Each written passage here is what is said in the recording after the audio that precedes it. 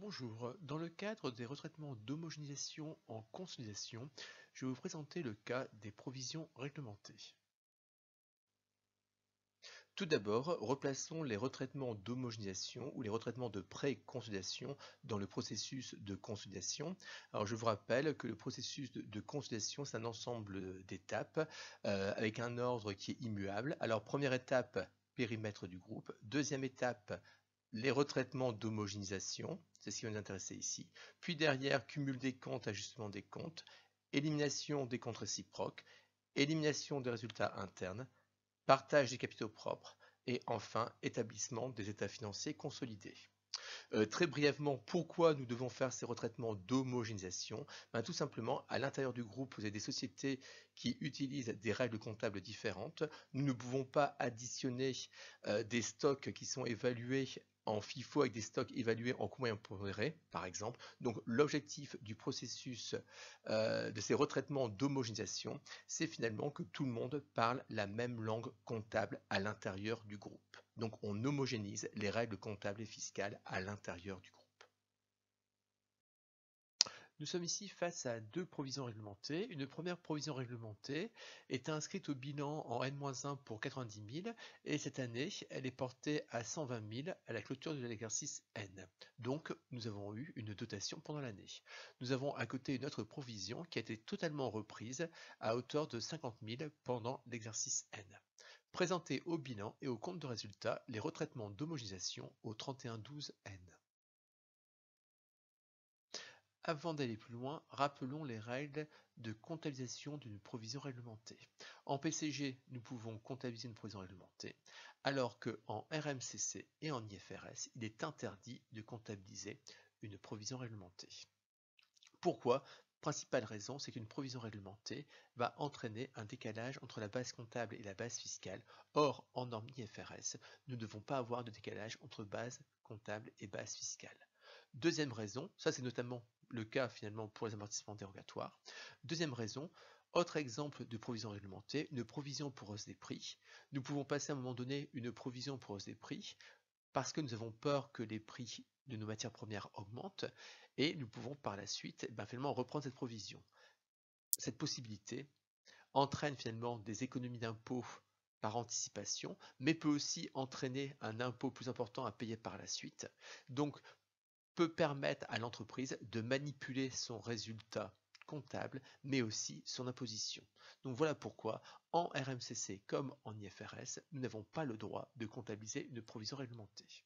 Alors ça veut dire quoi? Pas le droit de comptabiliser une provision réglementée. Tout simplement, lorsque nous allons voir une provision réglementée dans les comptes sociaux, en compte consolidé, nous allons devoir annuler cette provision réglementée, c'est-à-dire considérer qu'elle n'a jamais eu lieu.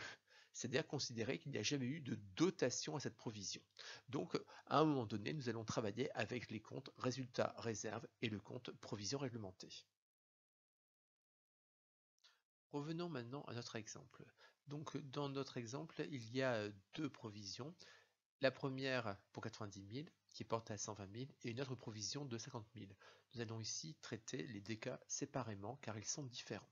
Alors, la provision ici de 120 000. Nous avons en fait au 31-12N une provision de 120 000. Cette provision en fait apparaît au bilan, au passif. Objectif, la supprimer. Donc que faisons-nous?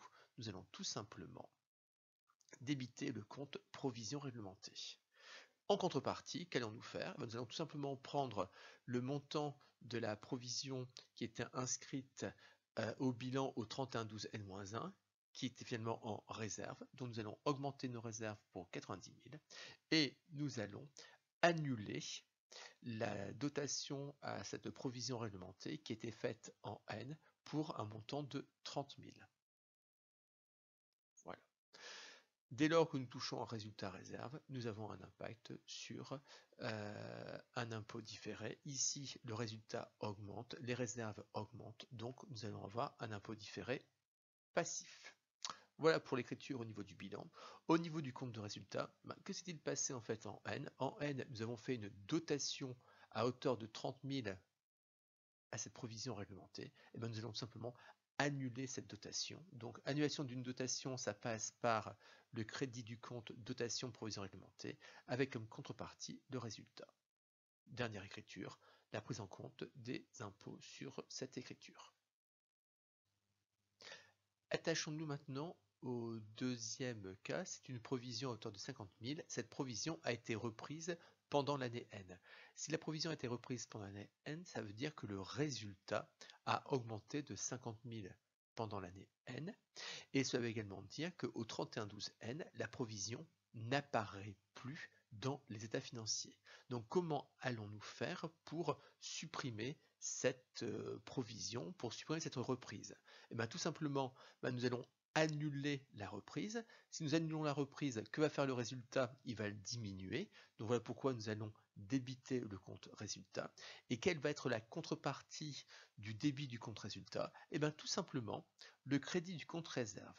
Alors pourquoi? Tout simplement, si nous annulons la reprise, c'est parce que nous considérons que cette provision n'a jamais existé.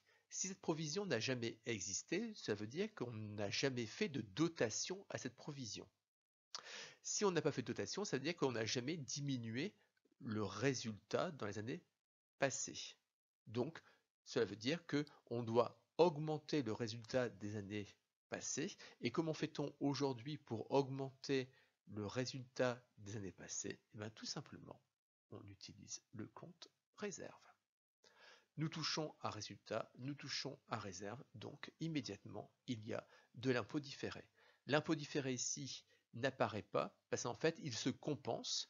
Nous avons bien 16 667 d'impôts différés passifs sur les réserves. Nous allons avoir 16 667 d'impôts différés actifs sur le résultat. Les deux se compensent car le fait générateur est le même. Enfin, l'écriture au niveau du compte de résultat. Que faisons-nous ici? Nous allons tout simplement annuler la reprise sur la provision réglementée. Donc nous débitons le compte avec comme contrepartie le résultat global. Et ensuite, écriture classique d'impôt.